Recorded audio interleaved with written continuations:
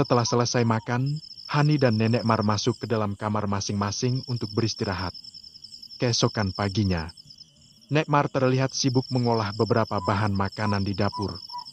Sedangkan Hani terlihat membersihkan halaman depan rumah Nenek Mar. Hani merasa betah di rumah Nenek Mar, karena selain lingkungan yang masih asri, Nenek Mar juga sangat baik padanya. Hani seakan mendapatkan kasih sayang ibunya dari Nenek Mar. "Hani, ayo kita sarapan dulu, Nak."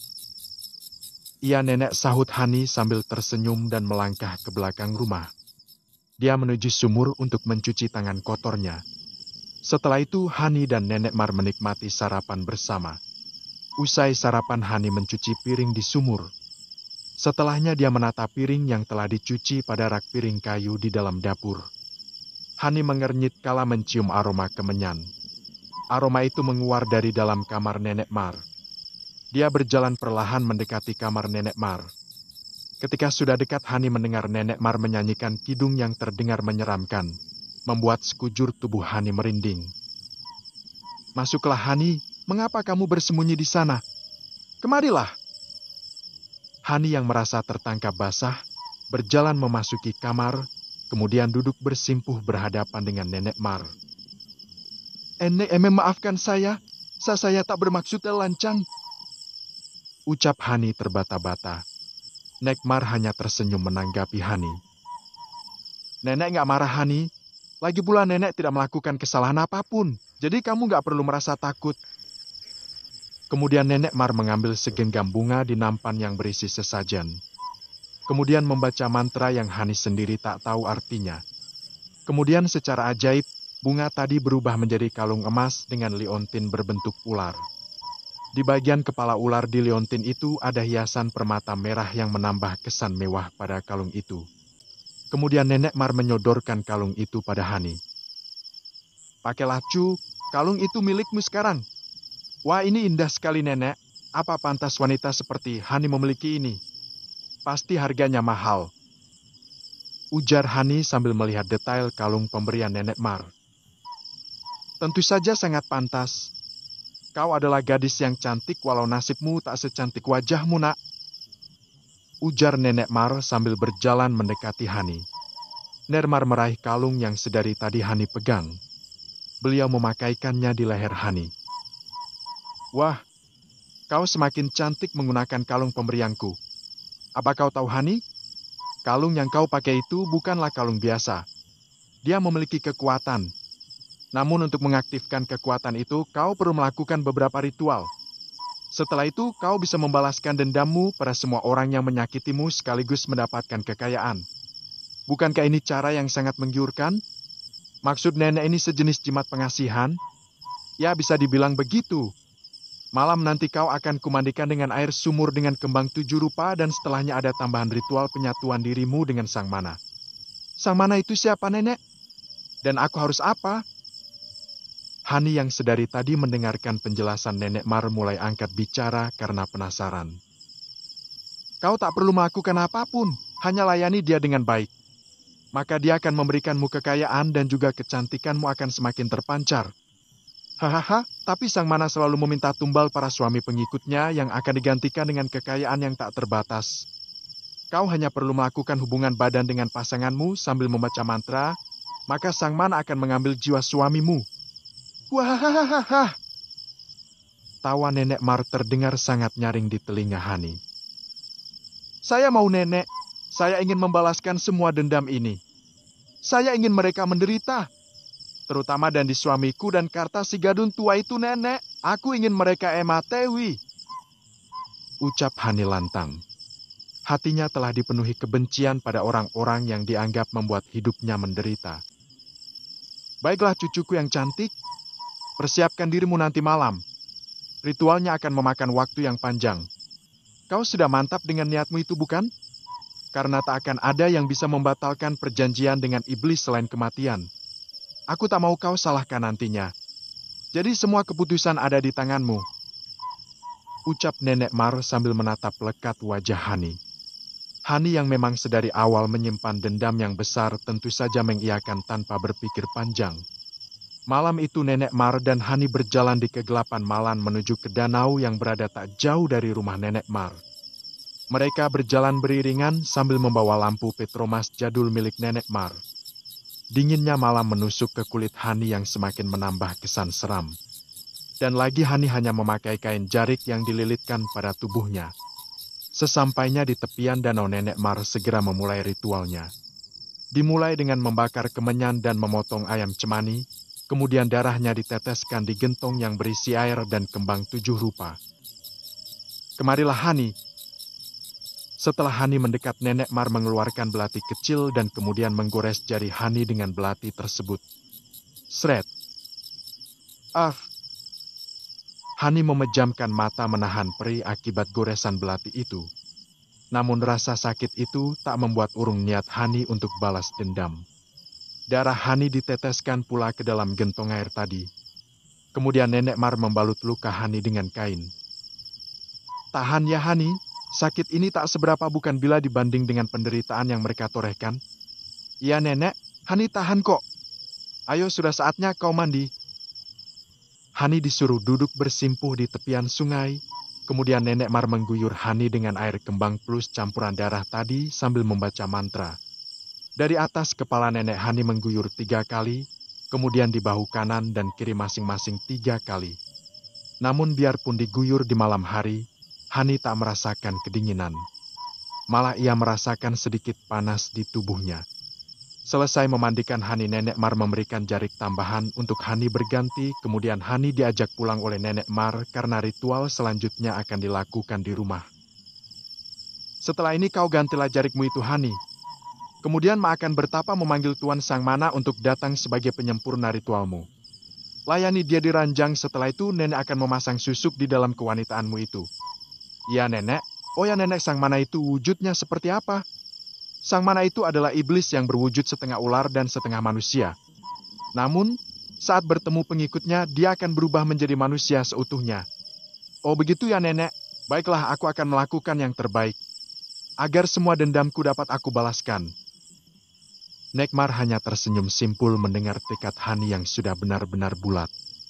Mungkin Hani sudah tak memiliki sisi baik lagi setelah peristiwa itu. Setelah sampai di rumah, Nenek Mar memberikan jarik baru kepada Hani. Hani kemudian mengganti di dalam bilik miliknya. Nekmar juga telah mengajari Hani mantra pemanggil Sang Mana karena Nenek Hani harus bertapa. Hani yang telah siap memanggil Sang Mana duduk bersimpuh di lantai. Hani merapalkan mantra pemanggil Sang Junjungan. Kagem Gusti Ingkang Agung. Teko umarang isun. Gusti Sang Mono. Teko umriki kanggo isun. Teko, teko. Untuk Tuanku yang agung. Datanglah kepadaku. Tuan Sang Mana. Datanglah kemari untukku. Datanglah, datanglah. Setelah melafalkan mantra itu, kamar Hani mulai bergetar. Angin juga berhembus cukup kencang. Hujan lebat disertai petir juga turut melengkapi malam di mana Hani memanggil Sang Mana. Tak lama setelah itu, kepulan asap putih masuk lewat celah dinding bambu rumah Nenek Mar, yang kemudian menyatu membentuk sosok laki-laki setengah ular. Dari kepala sampai pusarnya manusia, namun pusar ke bawahnya berwujud ular. Sesungguhnya Hani sangat ketakutan. Karena dulunya dia adalah orang yang paling frontal pada ketidakpercayaan akan hal gaib. Namun sekarang dia melihat dengan mata kepalanya sendiri. Sesuai pesan Nenek Mar, Hani segera bersujud di hadapan Sang Mana. Selamat datang Tuan Sang Mana. Nama saya Hani. Ucap Hani sambil menelengkupkan kedua tangan. Bangunlah, sembahmu kuterima. Apa yang kau inginkan dengan memanggilku dari pertapaanku? Ucap Sang Mana sambil merubah wujud menjadi manusia seutuhnya. Maafkan kelancangan hamba Tuan, hamba ingin menjadi pengikut Tuan. Tolong bantu hamba membalaskan dendam pada orang yang sudah menyakiti hamba. Buat mereka sengsara dan mati, namun dengan cara yang tidak mudah Tuan. Apa kau sudah tahu konsekuensi dari menjadi pengikutku Hani? Apapun syarat dan konsekuensinya hamba akan terima dan jalani Tuan.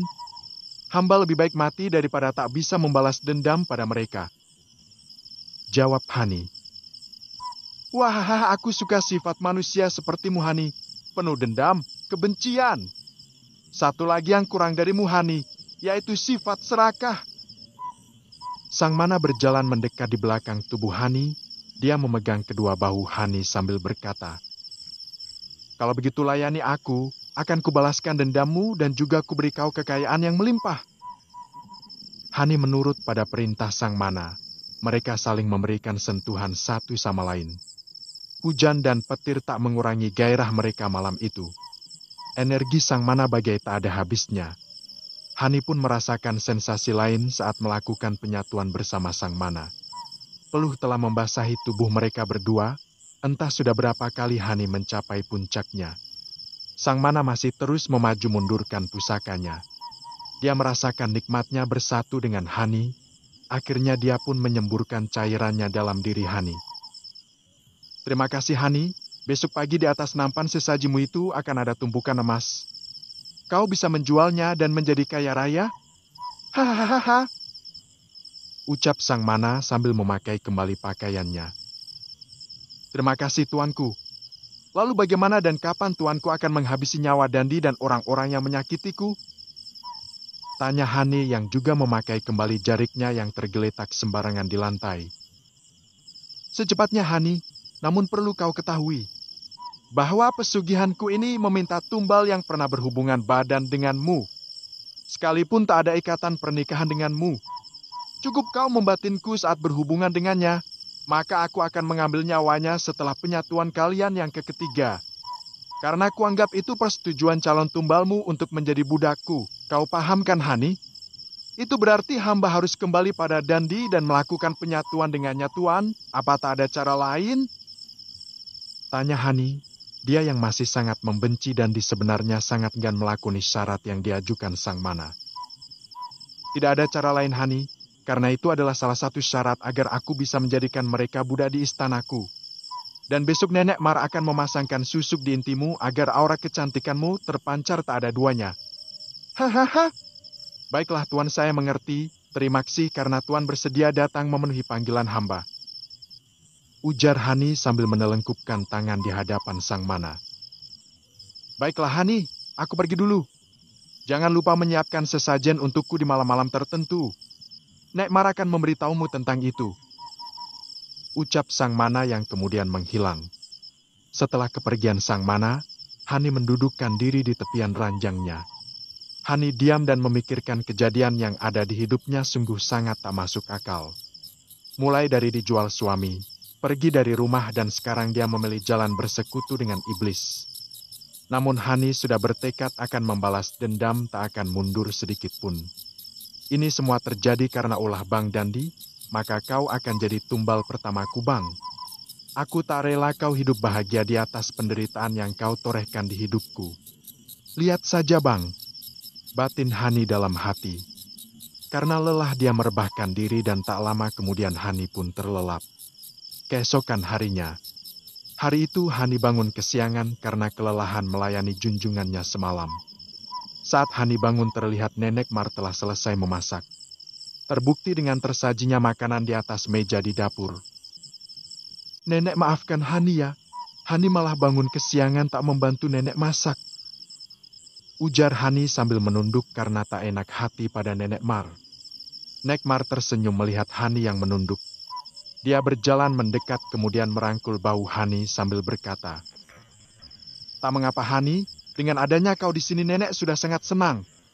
Oh ya kau mandilah, setelah itu kita sarapan bersama. Nenek sudah masak makanan enak untukmu. Selagi kau mandi Nenek akan membuatkan ramuan khusus untuk memulihkan staminamu." "Baiklah Nenek, Hani mandi dulu," ucap Hani sambil berjalan ke tempat mandi dekat sumur di belakang rumah. Hani mengguyur tubuhnya. Terasa segar saat air yang dingin menyentuh permukaan kulit Hani. Setelah selesai Hani masuk dan berganti pakaiannya, Hani kembali masuk ke dapur untuk sarapan bersama Nenek Mar.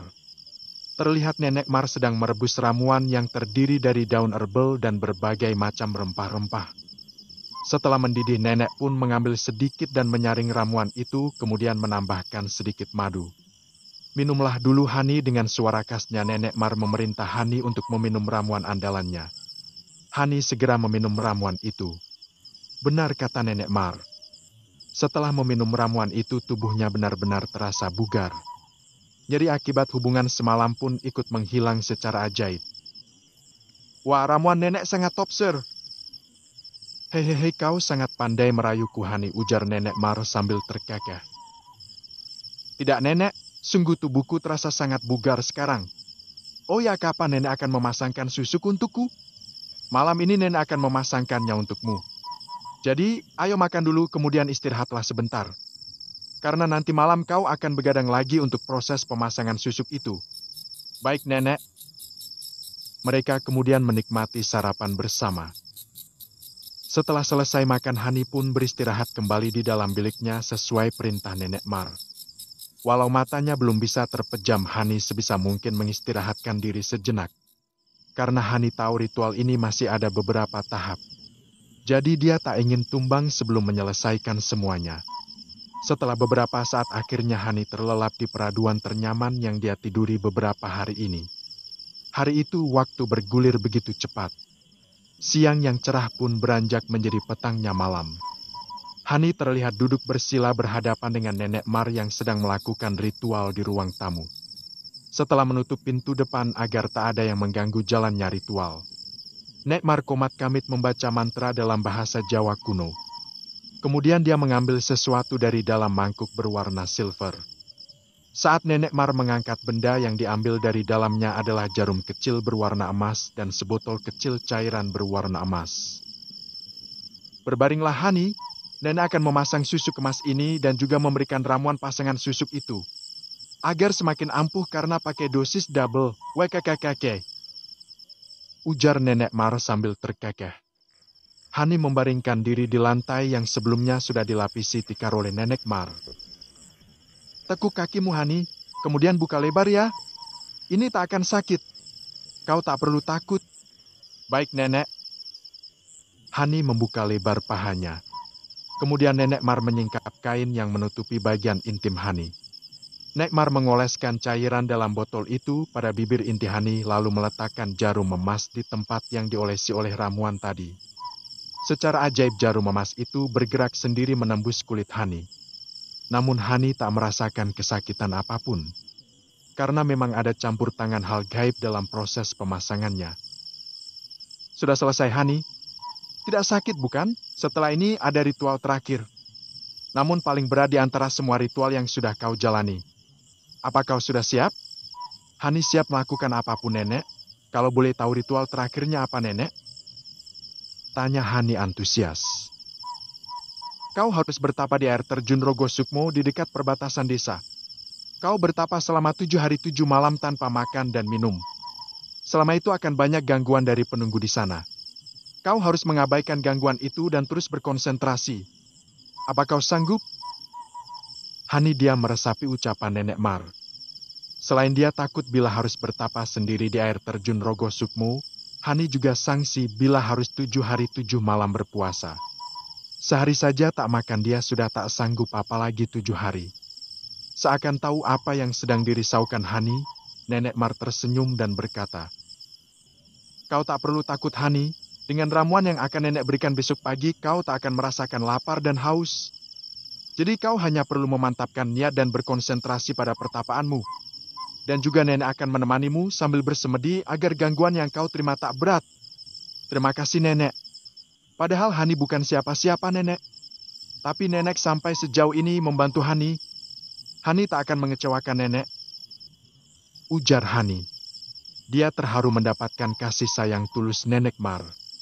Nek Mar hanya mengangguk dan tersenyum pada Hani, kemudian mereka saling berpelukan dengan erat. Ya sudah, hari sudah menjelang subuh, kamu istirahatlah, Hani. Hani mengangguk kemudian berjalan memasuki kamar, begitu pula Nenek Mar. Pagi itu Hani dan Nenek Mar terlihat sibuk.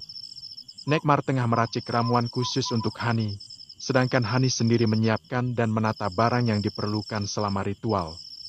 Hani tak ingin melewatkan atau melupakan barang sekecil apapun agar ritual terakhirnya berhasil. Selelah menumbuk berbagai rempah dengan alu, Nenek Mar kemudian menyaring ramuan itu ke dalam gelas kecil.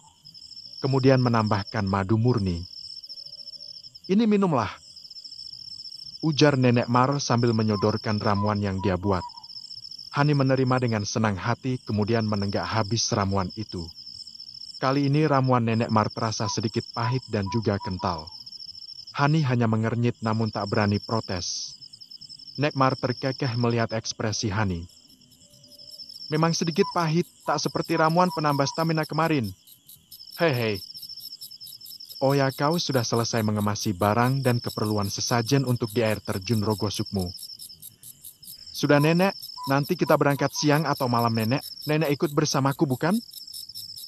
Berondong Hani pada Nenek Mar. Tentu saja, Cu. Kita berangkat siang nanti. Kalau begitu Nenek akan keluar membeli dupa dulu. Kau istirahatlah nanti setelah Nenek datang kita langsung berangkat. Di tempat lain. Dan di tengah termenung seorang diri di teras rumah. Sejak kepergian Hani, dia telah mencari Hani ke seluruh desa bahkan sampai ke kecamatan lain. Namun hasilnya nihil. Dandi merutuki kebodohannya yang telah menjual Hani pada Pak Karta yang berujung pada retaknya rumah tangganya. Namun apa mau dikata, nasi sudah menjadi bubur. Menyesal pun tak berguna. Tak akan membuat Hani kembali kepadanya. Dandi berjanji pada dirinya sendiri bahwa jika Hani mau pulang dan mengurungkan niatnya untuk bercerai, dia akan merubah kebiasaannya yang malas bekerja dan berhenti berjudi. Bahkan Dandi sekarang sudah bekerja menjadi pengantar pesanan barang di toko sembako Bah Andi. Sebenarnya Bah Andi enggan menerima Dandi sebagai karyawannya. Namun karena kasihan dia mau menjadikan Dandi pegawainya. Dan juga selama bekerja Dandi terlihat sangat rajin dan tak neko-neko. Jam sudah menunjukkan jam 7:30 Dandi berjalan menuju toko Bah Andi. Sesampainya di toko, dia melihat Bah Andi tengah memasukkan barang pesanan dalam beberapa kardus yang berisikan nama dan alamat pemesan. Loh dan kok sudah datang? Jam kerja kamu dimulai jam 8 kan? Ucap Bah Andi sambil terus menata barang. Iya kok nggak apa-apa, saya tidak ada kerjaan di rumah. Jadi saya datang awal saja. Mari saya bantu kok supaya pesanannya bisa cepat diantar. Ujar Dandi sambil meraih kardus kosong yang belum diisi Bah Andi. Dia mengambil nota yang terdapat di dalam kardus dan memasukkan barang dengan cekatan sesuai dengan yang tertera di nota. Bah Andi semakin senang dengan Dandi yang sangat rajin menurutnya. Nah selesai, saya antar sekalian ya Bah. Oh iya, ini kunci motornya Dandi. Ingat jangan sampai tertukar agar pelanggan tak kecewa. Siap Bah. Dandi menyalakan motor Tosa berisikan barang-barang kemudian mengantarkan sesuai alamat. Semua pelanggan merasa semenjak ada Dandi yang bekerja di toko Bah Andi, pesanan mereka semakin cepat diantar. Mereka sangat puas dan tak jarang memberi tip untuk Dandi. Walau Dandi sudah menolak namun mereka memaksa agar Dandi menerimanya. Setelah semua barang diantar ke pemesan, dia kembali ke toko Bah Andi. Di tengah perjalanan dia berpapasan dengan Bang Eko. Bang Eko pun memanggilnya untuk berhenti sebentar. Hei dan mau kemana lo? Mau kerjalah bang, saya jadi kurir di warung Bah Andi. Wah kesambet setan apa lu mau kerja? Haha, ujar Bang Eko sambil terkekeh. Ya bang mau gimana lagi? Biasanya Hani yang memenuhi segala kebutuhan kami. Sekarang dia pergi entah kemana. Aku menyesal bang makanya aku cari kerja jadi saat dia kembali. Aku harap Hani akan senang dengan perubahanku. Ujar Dandi, matanya berkaca-kaca kala mengingat Hani. Bang Eko pun menjadi tak enak hati, dia menepuk pundak Dandi sambil berkata, Maafin gue ya bro, andai gue gak kasih saran gila itu mungkin lo masih sama Hani dan dia gak akan pergi dari rumah. Dandi tersenyum getir, namun dia tak bisa menyalahkan Bang Eko, karena dia pun juga bersalah. Ya sudah bang aku jalan dulu ya, mau ngantar pesanan lagi. Ya dan hati-hati, semangat kerjanya. Ucap Bang Eko sambil tersenyum. Siang itu Hani berjalan bersama Nenek Mar menuju ke air terjun Rogosukmu. Mereka berjalan beriringan. Sepanjang perjalanan menuju air terjun, Hani merasakan hawa yang cukup mencekam. Padahal masih siang hari. Para warga yang mereka jumpai pun terlihat aneh. Wajah mereka pucat dan menatap dingin pada mereka. Jangan tatap mata mereka Hani. Fokuslah berjalan dan abaikan apapun yang kau lihat. Baik, Nenek. Jawab Hani singkat. Dia tak banyak bertanya seperti biasanya. Karena Nenek Mar terlihat sangat serius kali ini. Mereka berjalan melewati hamparan pohon pinus yang tinggi menjulang. Hingga sinar matahari sangat minim sehingga suasana cukup mencekam. Ditambah suara burung hantu menambah keseraman suasana. Hani ingat saat memasuki hutan ucapkan permisi dalam hati agar para penunggu hutan tak mengganggumu nantinya. Ujar Nenek Mar sambil terus berjalan. Walau sudah tua, tapi Nenek Mar cukup gesit. Terbukti dia tak terlihat lelah sedikit pun walau telah berjalan cukup jauh. Baik, Nenek. Oh ya, Nenek, apakah air terjunnya masih jauh? Kaki Hani lumayan pegal, Nenek. Mungkin malam kita baru sampai, Hani. Kamu harus kuat. Malu dong kalau kalah sama Nenek. WKWku. Ledek Nenek Mar yang membuat Hani mengerucutkan bibirnya. Petang pun tiba, Hani dan Nenek Mar telah sampai di kaki bukit. Nenek Mar menyalakan lampu petromas kemudian melanjutkan perjalanan. Suara burung hantu dan lolongan anjing terdengar bersahut-sahutan. Hani sesungguhnya sudah sangat lelah berjalan. Namun Nenek Mar yang masih semangat terus saja berjalan menaiki bukit. Ayolah anak muda, masa kekuatanmu hanya segitu. Gimana mau balas dendam kalau lembek begitu? Lihatlah itu, sedikit lagi kita sudah sampai. Jari Nenek Mar menunjuk ke depan. Di depan mata sudah terlihat air terjun. Walau malam, tapi keindahannya tampak menakjubkan. Ditambah sinar bulan purnama yang terang menambah keelokan air terjun itu di mata Hani. Wah, indah sekali, Nenek. Ucap Hani memandang sekeliling. Raut kagum tercetak jelas di wajahnya. Hehe, ya Hani. Dan Nenek harap kamu betah menjalani ritual di sini. Sekarang ganti bajumu dengan jarik ini. Lalu bersemedilah di batu besar yang berada di bawah air terjun itu. Nenek juga akan bertapa di sini. Hani berlalu untuk mengganti pakaiannya. Sedangkan Nenek Hani terlihat mempersiapkan sesajen dan menyalakan dupa yang dibelinya pagi tadi. Hani turun dan menyeberangi aliran sungai kecil yang merupakan aliran dari air terjun itu. Dia menuju batu yang dimaksud oleh Nenek Mar. Kemudian mengambil posisi bersila dan menelengkupkan kedua tangan di depan dada. Guyuran air dari air terjun menerpa seluruh tubuh Hani. Namun ini masih permulaan karena dia baru boleh keluar setelah 7 hari lagi. Nenek Mar di seberang pun terlihat tengah bertapa. Membantu menangkal energi negatif yang mungkin saja bisa mengganggu ritual Hani. Malam itu pun mereka bertapa dengan hening. Mereka berharap bisa melewatinya tanpa gangguan-gangguan dari makhluk penunggu di sana. Di rumah Dandi. Malam itu Dandi tengah tertidur pulas. Dia kelelahan setelah seharian bekerja di toko Mbak Andi. Keringat dingin membasahi kening Dandi. Dia terlihat mengigau memanggil-manggil nama Hani. Dalam mimpinya Dandi melihat Hani tengah berjalan di air terjun. Kemudian datang seekor ular raksasa yang melilit tubuh Hani. Di kepala ular itu ada mahkota emas yang berhiaskan batu permata merah delima. Tidak, lepaskan Hani, ular jelek.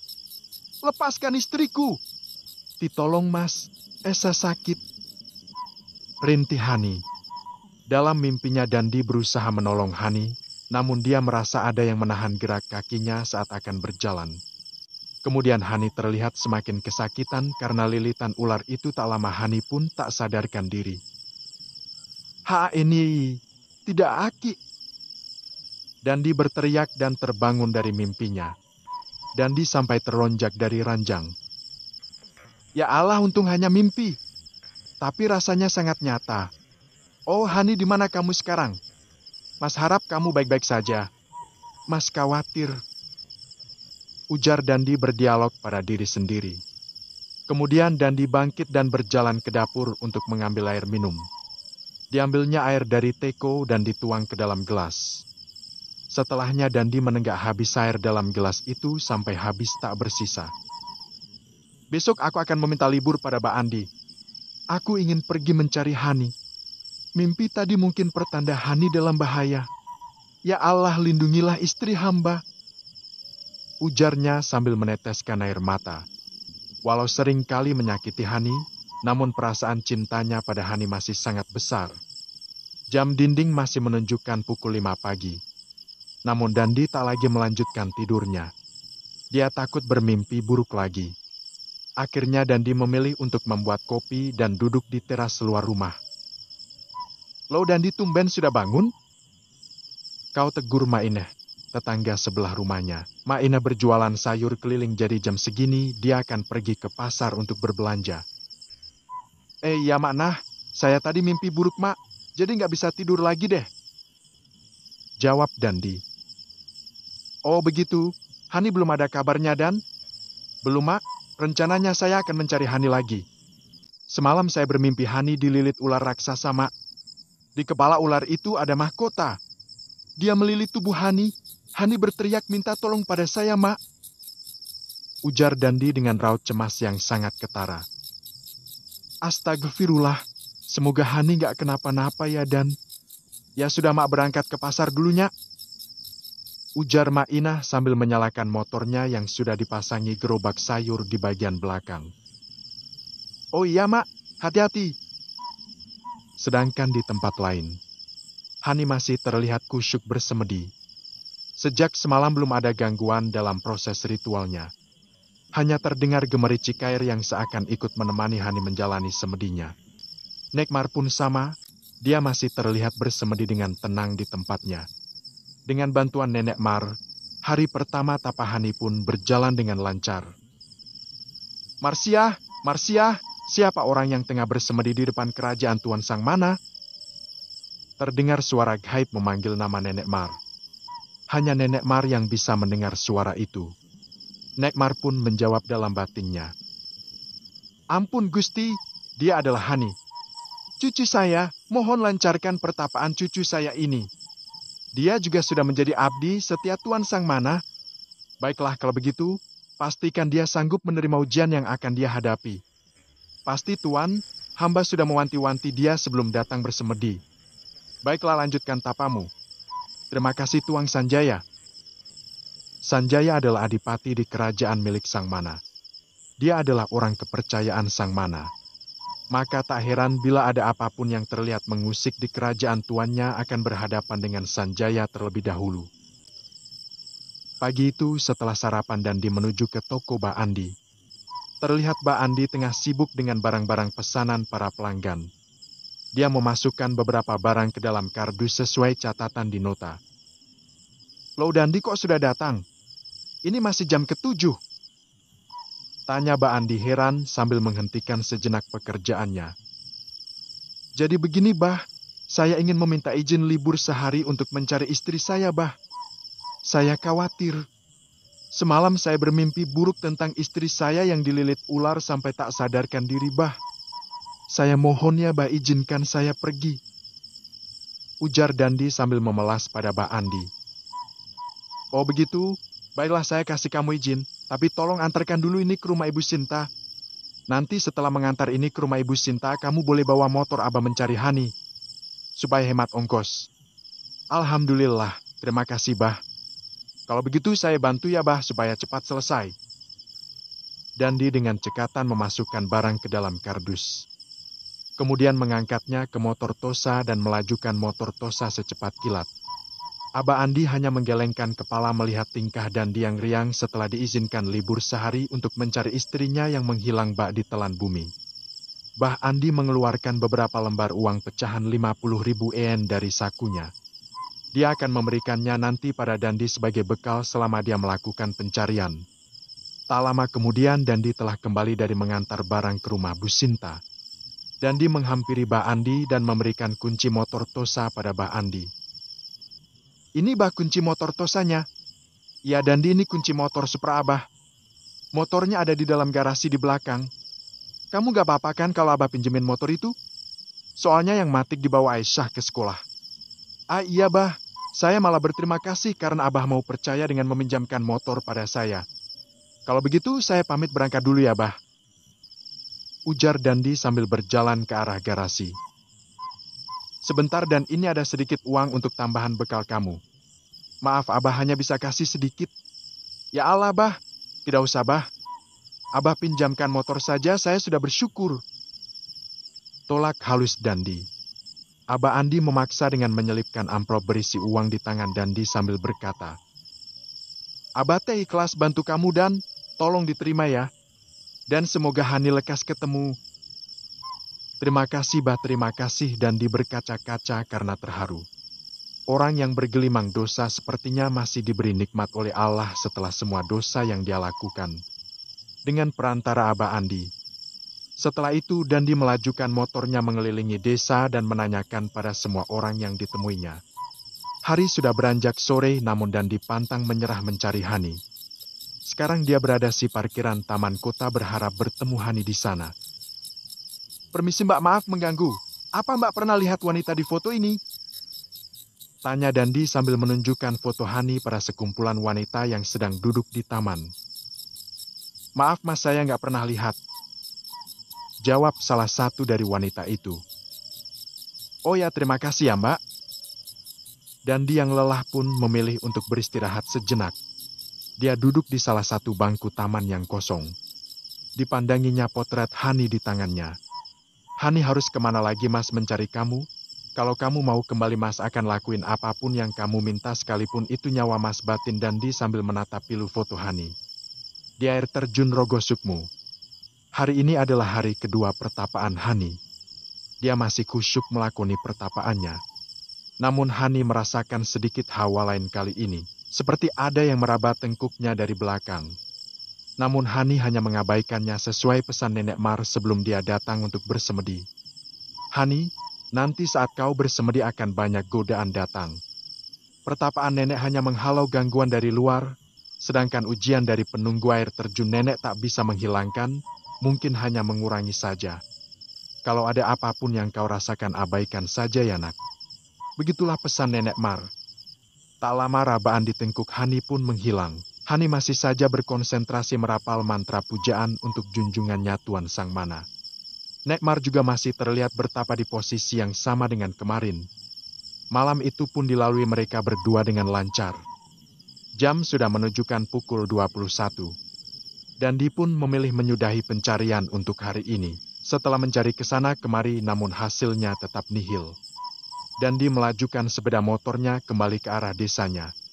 Sebelum pulang dia mampir sebentar membeli nasi bungkus di sebuah warung. Setelah membayarnya Dandi pun pulang. Sesampainya di rumah Dandi memasukkan motor Mbak Andi ke dalam rumah.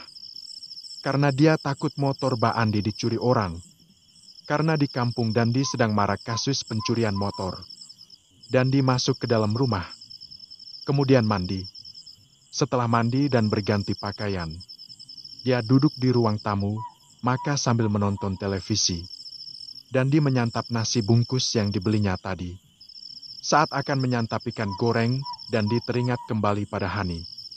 Biasanya Hani akan sangat lahap bila makan dengan ikan. Favoritnya adalah ikan bakar. Teringat kembali saat terakhir dia makan bersama Hani sebelum menjualnya pada Pak Karta. "Maafkan Mas Han, Mas memang bukan suami yang baik. Mas tak pantas menyebut diri Mas sebagai imam buat kamu Han."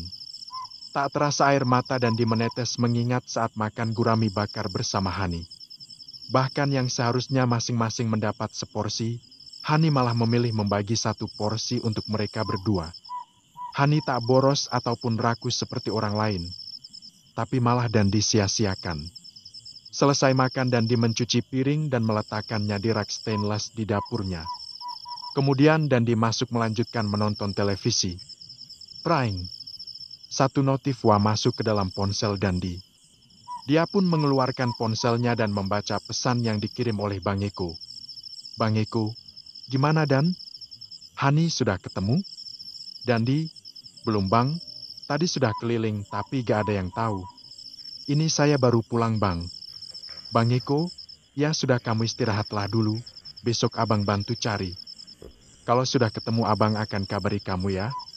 "Dandi, terima kasih banyak Bang. Doakan segera ketemu ya Bang." "Bang Eko, amin." "Sama-sama Dandi. Ya sudah tidurlah kau pasti lelah." Dandi mematikan televisi dan berjalan ke dalam kamarnya. Dandi amat bersyukur karena banyak orang yang mau membantunya mencari Hani. Dia juga bersyukur karena masih diberi kesempatan untuk bertaubat. Karena lelah dia merebahkan tubuhnya yang terasa pegal setelah seharian berkeliling. Dan tak lama akhirnya Dandi tertidur pulas dengan memeluk gulingnya.